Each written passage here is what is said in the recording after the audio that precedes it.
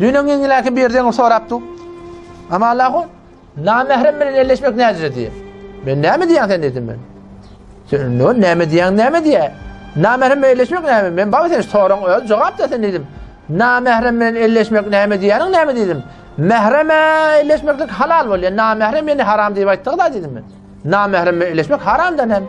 O falan tarzı elleşiyor da falan tarzı yalansı elleşiyor. İstifa edip yerine elleşiyor. Falan tarzı diz bu diz oturup kıyılara gurur ders veriyor. İstifa edip ders veriyor. Peygamberin Kur'an ayetiyle Kur'an'ın ne? Kur'an ve izâ se'eltumuhunne metâ'a. Ey Müslümanlar, ey imanlı adamlar.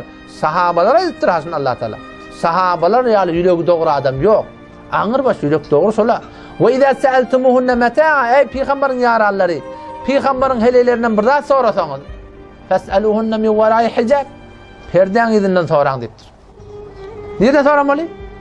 Perden izinden soran deyiptir. Peygamberin yarallarına, Peygamberin helellerine şey deyiptir. Bu der ki men yüreğim doğru deyip de barakayım sen halan yaşayıp gezecek odan. Falan takdir heleleme elleşiyor, falan takdirin ettiyen şuna hakkında yanlış. Haram edip duran adam hiç de pirliğe yaramar. Ondan sonra Peygamber sözünden beyet ediptir, erkekler birine beyet ettir, heleli birine beyet ettir. Hiç vakitte Peygamber sözünden heleli birine beyet edenle heleleri elle vermektir. Ve taaf Peygamber sözünden hadiste ki inni la usafihun nisa men heleli birine elleşmeyen deyiptir. Gelip de takfir olsun, pir olsun, her kim olsun o. Heleli birine elleşip de Müslüman ki zahimine kafir heleli birine elleşip dursa falan takfir zan gelip de bir toyda gelip de teberrük deyip ben elini bilmeyen parça oyan kişi olup, burada ajan kişi olup ben elinin avsalıp tutup kesse o pirden pir olmar hiç vakta. Kur'an'da Allah Teala Peygamber'den bu zinalarının hakkında ayetiyor. Ve izâ se'eltumuhunne metâ'a fes'elûhunne min verâi hicab. Peygamber'in helelerinden gelip bir daha sorasanız perden izinden soran deyiptir Allah Teala. Allah ediptir de seni. Zinalar bilen karşı oturmak kelası Kur'an'ın ben deyip. Yahmidil mehrem namahrem raayet etmeyen mal galan kere girip çıkmaklık İslam'da yok şu görünümler.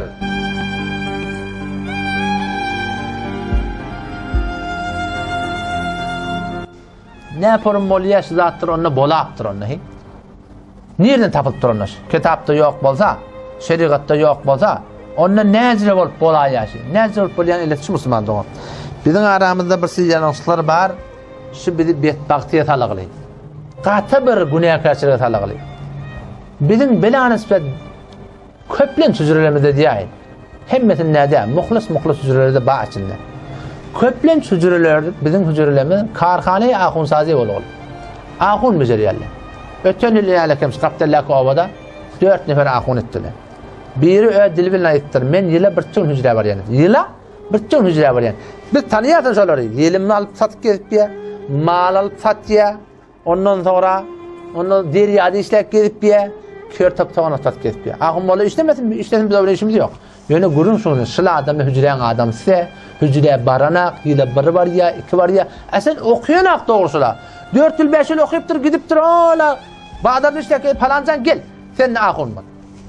Müslüman doğun, hiçbir ahun molla bir dil yetirmek kurun yok. Ama şıla adamla geliyor ahun molla, yine Peygamber'in teyaz başında, bir qaragayimde ölüyünce inelik, bu da fetva vermeyen duruyor adam.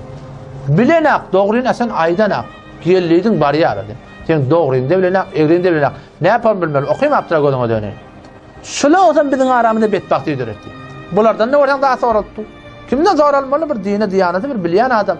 Bir şeriattan kelle çıkarayan adam, alımına bir amal ettiğin adam sorulmalı. Şu bizim başımıza bedbaktı getirir. Şu bedgatlan, şu günahkarçılıkları ki bizim aramızda sogap olupdu. Sogap deyip ediliye, şun sebebi Müslüman'da oğullam, şu zatlar. İnale kemma rahim, bizim aramızda iki keplense, kadimden gelen yol bulur. Kadim yol, Müslüman da var. Kadimisın Allah'ın aydani, Peygamber'in aydani, İmam Adam'ın aydani, mezhebin ulemalarının vurduğu. Yani falan takdir bilen aydanı, falan takdirin ettiğini işiken, inalekim akıl çektirmeklik haram, falan takdirin önüne varıyan, akıl doğrudur koyuptur. Akıl doğru varıyamadır.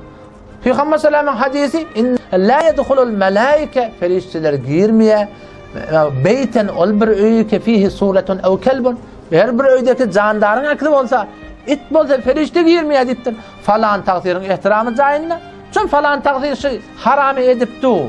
Falan takdirde biz evliya diye aytıyatız. Ne yaparım evliya şey? Haram et diye. Mescide salıptırlar sana akıllarını. Haram da ne mi? falan takdir edin. Ben doğru olacak ya kim? Aga men pir diye ekiz çektiriye. Öz iyi dolu ekiz. Haram da şey. Oğlum şu bir de şeke koyuyor. Ne yaparım pirçilik şey? Ne yaparım sofçuluk şey? Aga men pir diye ağlaca doğru diye ağlaca diğerleri Hanefi mezhepte günah kebire. Cildi çal, hidaya, feslun fillobüste geliyor. Bizim gururumuz ya kim bir? O bize hiram şu. Şuna burada at diyeceksin adam. Sen sofçulukla muhalefet. Biz sofçulukla muhalefetimiz yok. Gururun şunun üstüne kaç Hanefi mezhepte doğru yaşadılar. Şeriatta akıl çekmeklik haram. Men haber zaruret, şinasnama, guzarnama, devletin mecburiyeti yanatlar var. Akıl çektirmeklik haram. Bir pir eke gelip men pir deyip akıl çektirip bu adam pirliğe yanmıyor. Her kim olsun o. Men adamdan çekilenine hak etmeden çürüyor. Her kim olsun. Fakat sünnet şeyin at tutmanla onun teessir etmek olmasın.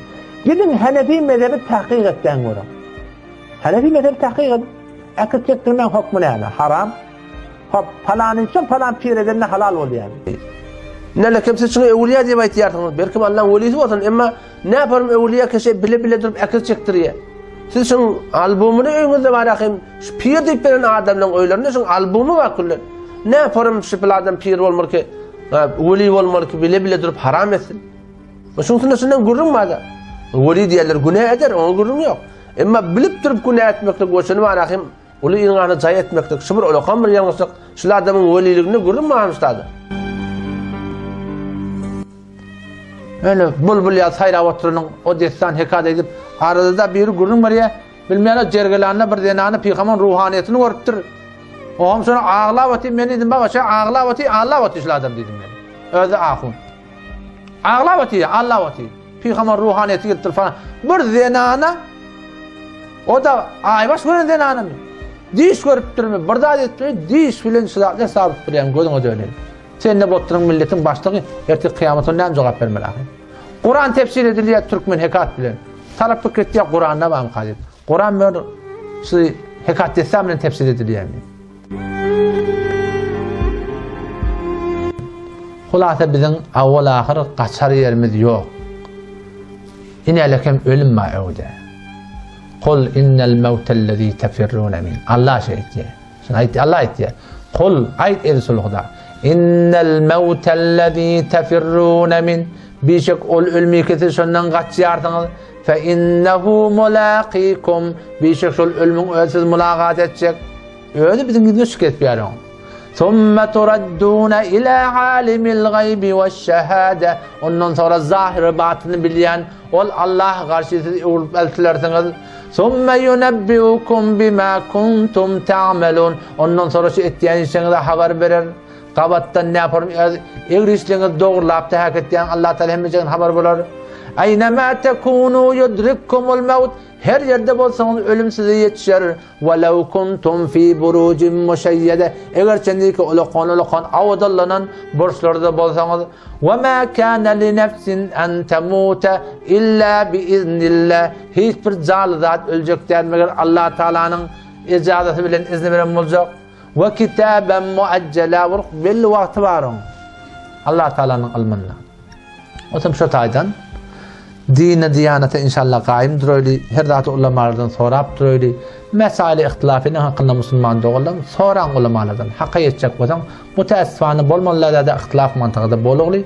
Haqiqat yol Hanefi mezhep ihtilafi zatları Hanefi mezhepten fetva soran. Yazıp verecek ulamalar bazıdır. Yazsa özünden yazsa kabul edilmeliler. Kur'an'dan hadisin özden dili getirip bula bolmuyor. Hanefi mezhep näme dipdir? Şoňa göre